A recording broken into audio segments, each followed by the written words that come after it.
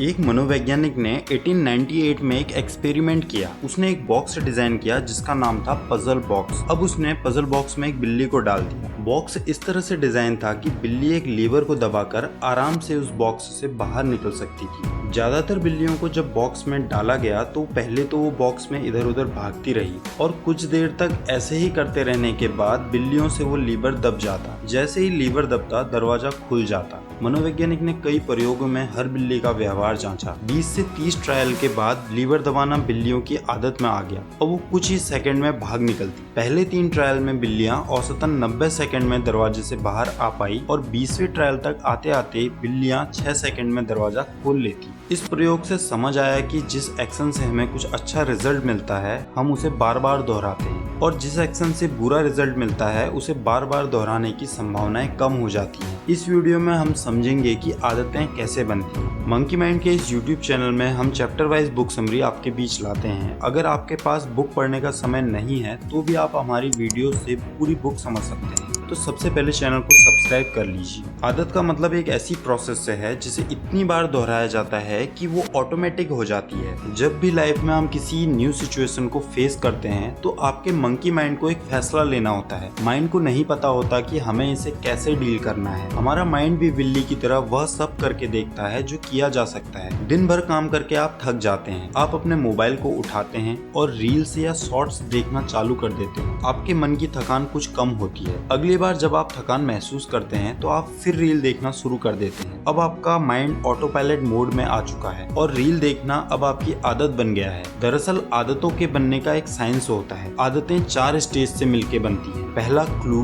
दूसरा क्रेविंग, तीसरा रिस्पॉन्स और चौथा रिवॉर्ड। आपका दिमाग इन्हीं स्टेज में और इसी सीक्वेंस में हर समय काम करता है। क्लू पहली स्टेज है जिसमें आपका माइंड कंटिन्यूअसली आपके आसपास के वातावरण को एनालाइज करता रहता है और उसके बाद आपको हिंट देता है कि फायदा या रिजल्ट कहाँ है। क्रेविंग दूसरी स्टेज है। हर आदत के पीछे की मोटिवेशन यही स्टेज है। आप में सिगरेट पीने की क्रेविंग नहीं होती। सिगरेट पीने के बाद आपको जो राहत मिलती है आपको उसकी इच्छा होती है। दांत साफ होने से आप मोटिवेट नहीं होते हैं बल्कि मुंह साफ होने के एहसास से होते हैं। हर क्रेविंग के पीछे एक इच्छा होती है। अगर आपको पबजी का एडिक्शन है तो जब भी आप पबजी का बैकग्राउंड म्यूजिक सुनेंगे तो ये आपकी इच्छा को बढ़ाएगा, लेकिन किसी दूसरे आदमी के लिए वो बस एक शोर है। तीसरा स्टेप रिस्पॉन्स का है। रिस्पॉन्स ही असल में आदत है जो आप करते हैं। अगर किसी काम में आपकी इच्छा से ज्यादा फिजिकल या मेंटल वर्क है तो आप उसे नहीं करेंगे। कोई भी आदत तभी बन सकती है जब आप इसे बार बार कर पाएंगे। अगर आपके अंदर पबजी खेलने की इच्छा है लेकिन आपका इंटरनेट बहुत स्लो है तो ये आपकी आदत नहीं बन पाएगा। अगर आपको सिगरेट पीने की तलब है लेकिन आपको सिगरेट 2 किलोमीटर दूर चलने के बाद ही मिल पाएगी, सिगरेट पीना आपकी आदत नहीं बन पाएगा।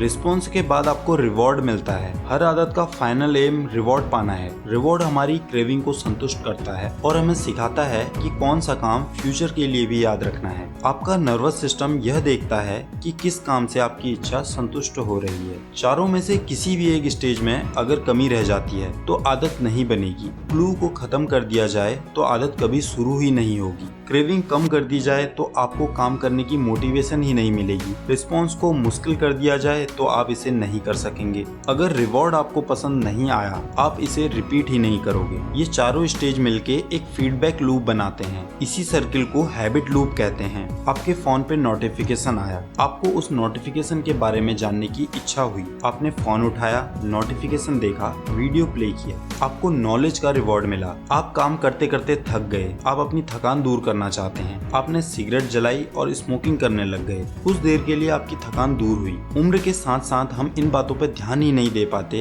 कि आदतें हमारी लाइफ को चला रही हैं। आपने कभी इस बारे में नहीं सोचा होगा कि हम सुबह किसी एक ही पैर के जूते का फीता पहले क्यों बांधते हैं। सालों से एक ही प्रोसेस को रिपीट करते करते हमारा माइंड ऑटो पायलट मोड में आ गया है। ये बातें हमने सीखी हैं एटॉमिक हैबिट बुक के 3rd चैप्टर से। अगले वीडियो में हम जानेंगे कि कैसे इन चारों स्टेप्स के ऊपर काम करके हम अपनी नई आदतें बना सकते हैं या पुरानी आदतों को बदल सकते हैं। पूरी बुक की समरी एक ही वीडियो में बता देने से बुक के बहुत से इंपॉर्टेंट पॉइंट छूट जाते हैं और हम नहीं चाहते कि बुक का कोई भी पॉइंट आपसे मिस हो। अगर आपको हमारी ये वीडियो पसंद आई हो तो मंकी माइंड यूट्यूब चैनल को लाइक और सब्सक्राइब कीजिए।